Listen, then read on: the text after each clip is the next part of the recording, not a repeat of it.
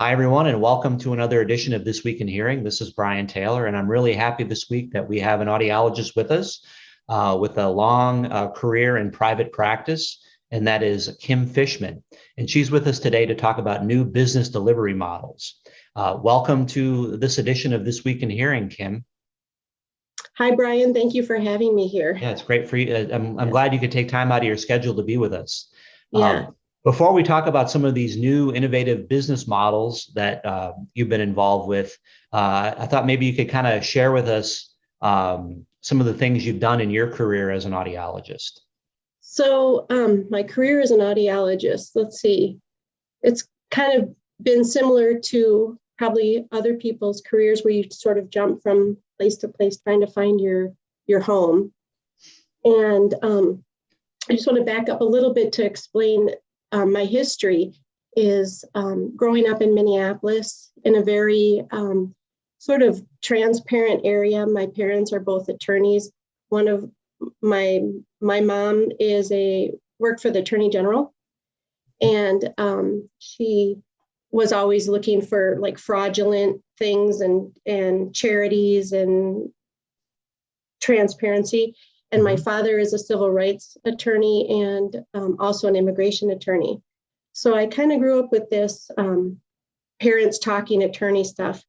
And my mom always was saying, you ought to be with people to help people. However you are, you like to be with people and you like to help people. But instead, I rebelled and I went into science. I was a biology major from the University of Minnesota, and I went to California and I started doing some organic chemistry and research and this kind of work. And I was terrible at it. I have to tell you, I almost blew up the lab a few times. And my bosses who were 30 at the time would say, Kim, have you learned your lesson? And I would say, I better not wear my good clothes because I ruined my shoes that I had just gotten. They were like fancy shoes, and I really like fashion. So anyways, I decided to go back to school to become a speech pathologist like you because my aunt was getting speech therapy because she had a stroke, and it was very fascinating. So I went to school in California to be a speech pathologist, and I met this professor who we all had girl crushes on her. She was really neat, very powerful New Yorker professor. And she always would say things like, it behooves you and you need to empower yourself, things like that. And so she was really neat. So she had encouraged me to switch to audiology, which is what I did. Mm-hmm. So I have this like science background with these parents that are always trying to discover transparency and things like that. And so that has kind of led me into where I'm at today. Mm-hmm. And so as I worked from place to place, I never really liked the models in which people were getting help. And my whole idea was always to help the people. And I love helping people and I love working with people. So this is fine. This is a fine field to do so. Mm-hmm. But in the way in which we do it has been difficult for me. So yeah, that's something that we'll talk about, I think, as we move through. Yeah. I think what I wanted to really focus on next, Kim, was I'm in Minnesota or in the Twin Cities. You're in the Twin Cities. So I know that you've had a practice here. But what's really, I think, and the reason I wanted to have you on our broadcast is that you now have this online store. And that looks like a really interesting model that combines, and looks like your business or your practice combines in-person care with online sales and service. So could you tell us a little bit about your current business venture and this combination of in-person care and online sales? Yes. So I have a little clinic in Hopkins. Mm-hmm. It was in Minneapolis. Now it's in Hopkins. Mm-hmm. And I've been trying to think of these delivery models of how to best help people. So we have an online store, mm-hmm. but it's actually, I started talking to people about it. It's actually for everybody. So it's not about me. So the goal is it's a member base. So we thought about having it be a co-op, but you can't have it as a co-op because I want providers to come into it. Mm-hmm. So it's both member-based and provider-based. So there's going to be a network of providers as well, mm-hmm. so that we can reach rural areas to help more people. And if it's member-based, we can get the prices more affordable and offer lots of different things. So whatever the customer needs is what. Yeah, that's what I found really interesting. Is it looks like you have a combination of traditional hearing aids available on through the website, and also personal sound amplification products, PSAPs. So tell us about this combination of PSAPs and hearing aids available on your website. About it, well, it's just trying to help people wherever they're at, so to speak. So I noticed that online, one thing that I want to say about the hearing aids, and mostly it's not just hearing aids, we have everything like tips, is that I noticed that people come into the clinic with tips stuck in their ears all the time, and the tips don't even match the hearing aid that they have. So they go onto Amazon and they buy tips that will fit their hearing aid. And so I thought, they need to find the right pieces to go with their equipment. So that's really where this was coming from, is trying to help them find what they really need. Right. And so it kind of just took off from there. And then I believe that people need us, audiologists and hearing professionals, because they don't really know what they're doing in it. And as there becomes more PSAPs and over-the-counters and hearables, you need us to help them figure it out. And so that's right. No, and that kind of, I think, and we'll talk more about how people can access and look at your website, but it seems to me that one of the things you're trying to do is allow people to kind of dabble or look at different devices, but then channel them to the professional to get the service that they might need. Exactly. Which is great. Exactly. Yeah. Another question. Do you have maybe offer some thoughts about if somebody came to your website and was looking around, somebody that maybe had never worn hearing aids and maybe needs some type of device? What are your thoughts on vetting products? Yeah. Exactly. Yeah. So let's say they find our store and they can fill out a contact. They can call us. They can email us. So there's lots of ways to reach out to us. We're going to be filling in. So I just, like I said, I just started talking to other providers to fill in that service, so they could click the service and the consultation to that state that they're in. So let's say that they're not in Minnesota, so they're in Wisconsin. So we would have a Wisconsin provider there that they could click and talk to and work with. And then that provider would help them, whether they go in, whether they have, online discussion like this, whatever's easiest for that customer. Yeah, no, I think that's great, because it's another point of contact. It's another way to kind of encourage somebody to get the help that they may need. We know a lot of people out there need help, but they don't, for whatever reason, don't want to take the time to go in and make an in-person visit. And maybe that first point of contact online makes it easier for them. And you also said something really interesting, I thought, about serving rural communities. I just looking at some recent data that shows that a lot of people in rural areas are kind of underserved by audiologists. They don't get the help they need. So tell us your thoughts on that.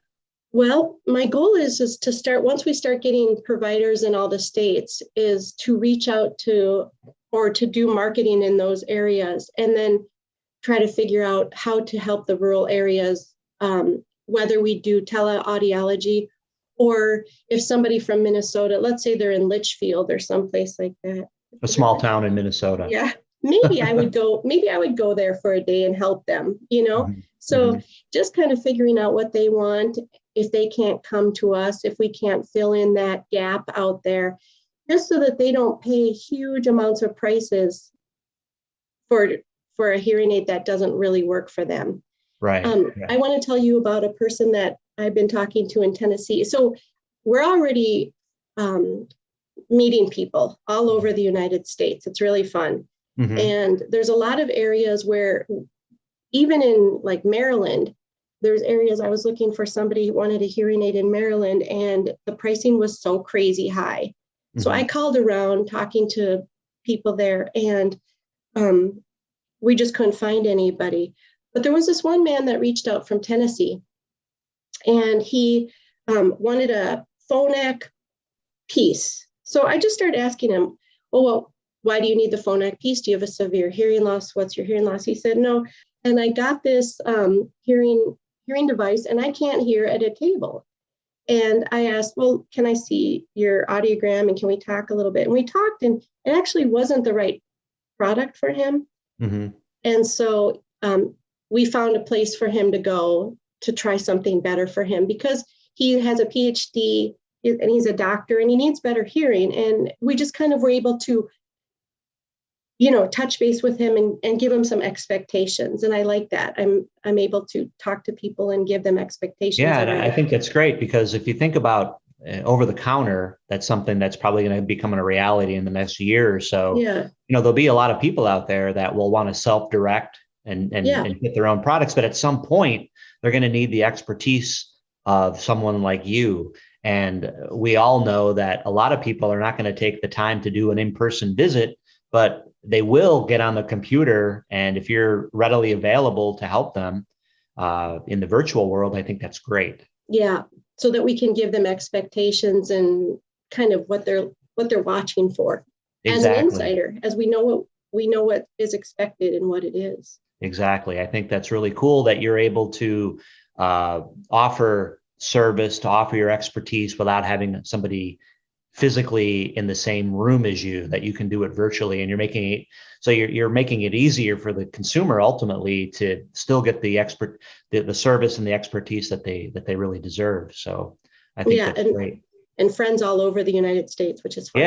Yeah. So you mentioned two different types of members on your website: one membership for professionals and the other membership for consumers. Can you kind of unpack that a little bit and tell us a little bit about what you mean by that? Yeah. So the membership is strictly for the consumer. So we started out with let's just talk about the consumer. We just want to take care of them. Mm-hmm. So we built that out. And then I have a partner, his name is George, and he's the money guy. So luckily I have somebody, because I just like to spend it, So he's like, Kim, we got to do this. We got to figure out this and see if we can even make money. So we started with the consumers, and that's what I'm good at. Okay. Mm-hmm. So talking to consumers, and we have two types of memberships for them. Now, on the other side, it's called the network. We're going to call it the referral network provider. Okay. Mm-hmm. There's going to be two types of members for that, two types of providers that are going to come in. The first provider will just be a provider that's going to come in and get referrals from us. Okay. Mm-hmm. And I have the legal paperwork now, which I just got all done, and I'm ready to go back out and talk to people again about it. So they would just sign in to become a referral partner, and they're going to abide by what we're saying is legally right. Okay. And I can tell you about that next. But the second type of provider is going to be I want to say executive or like a premium provider. And those guys those providers are going to kind of be a little bit more in the helping us in the game, and they're going to get profit sharing. Okay. This is not about me to get rich. I'm thinking at some point this will become a nonprofit, an org or something like that. It's about the consumer, and it's about my ideas trying to make it a little bit better for everybody so that we can get rid of all these. I get we're all going to have biases, but I want our providers to share their biases and talk about transparency. Well, transparency is the name of the game, and that's something that we'll get at in a minute. I just had one. I'm curious about the membership for consumers. Tell us more about that. What does a consumer get if they become a member of your co-op? So I'm excited about that. They get discounts, rewards. There's a forum on the website where they can go and sell their used or gently used or refurbished products. The consumer can talk to us. The consumer can talk to other consumers.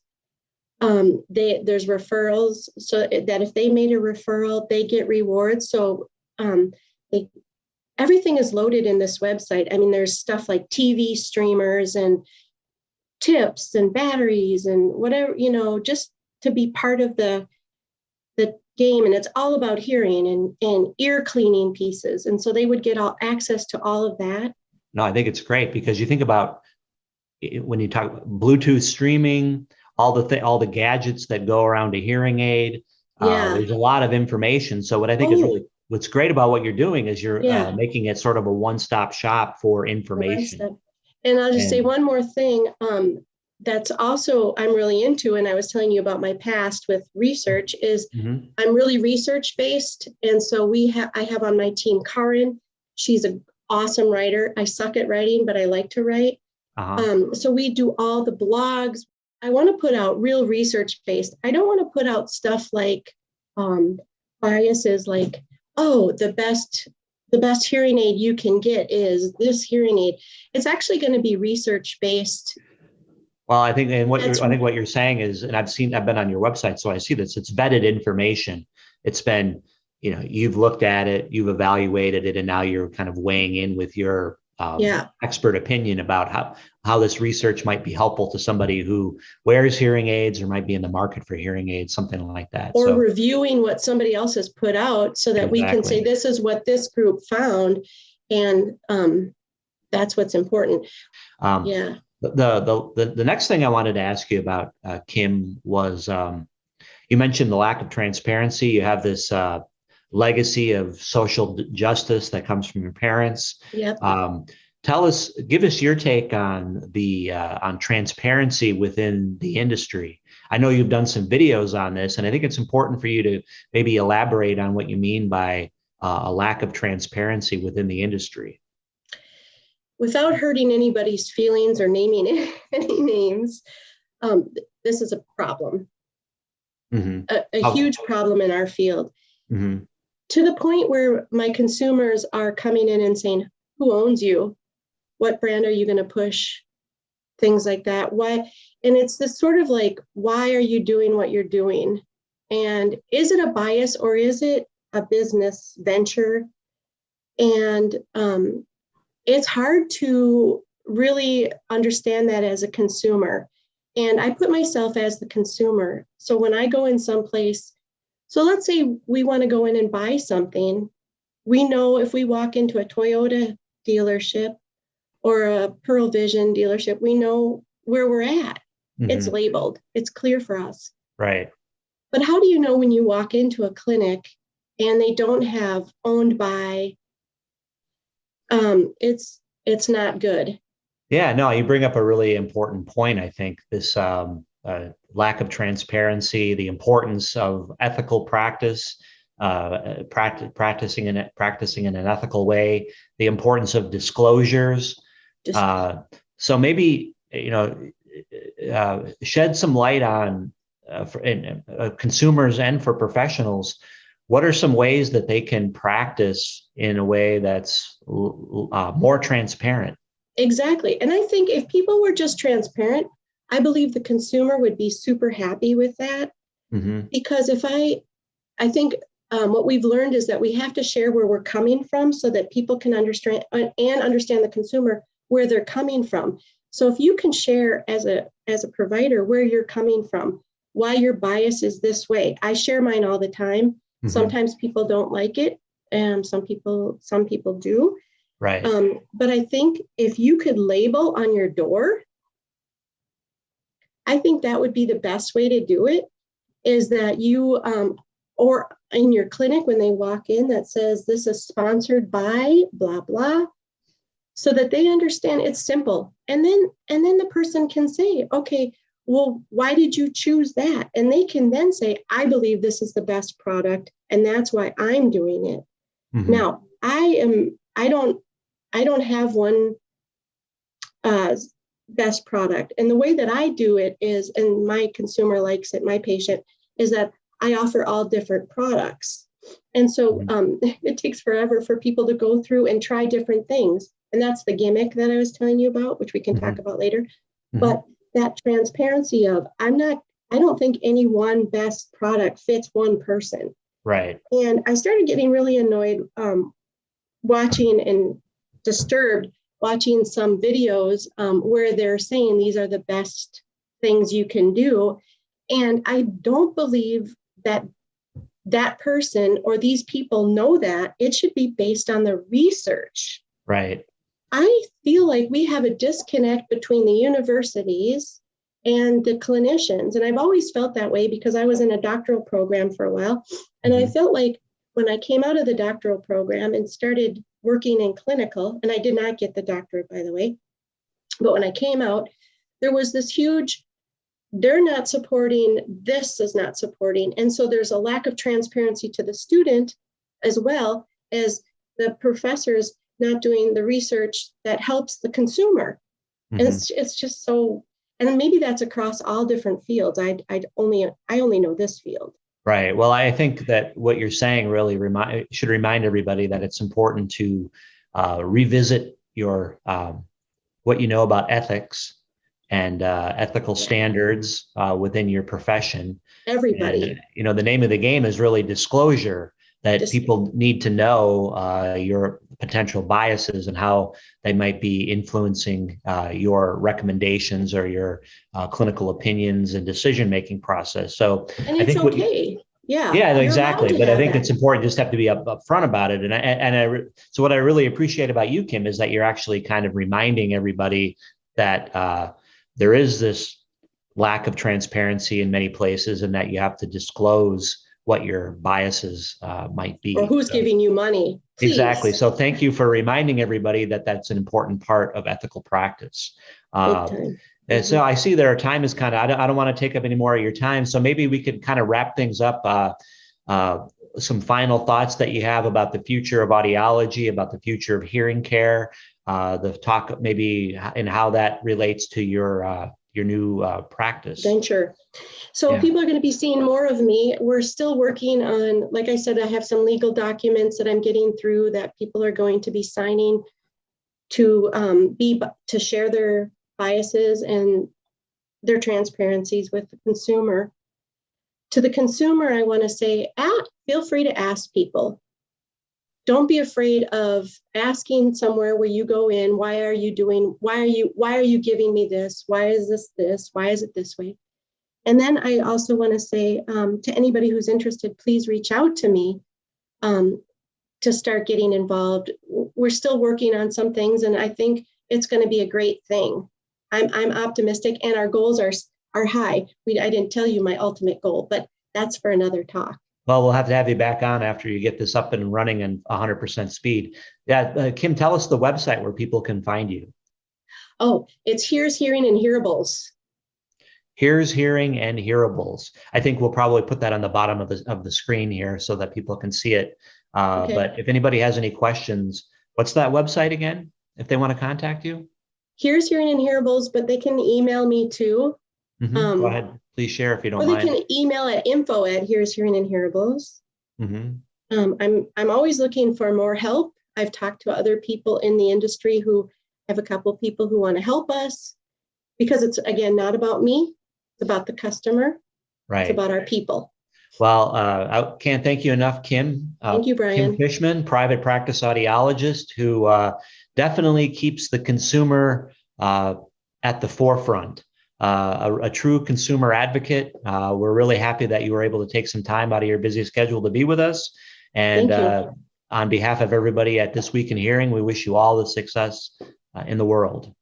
Thank you. You too. Thanks for being on the broadcast, Kim.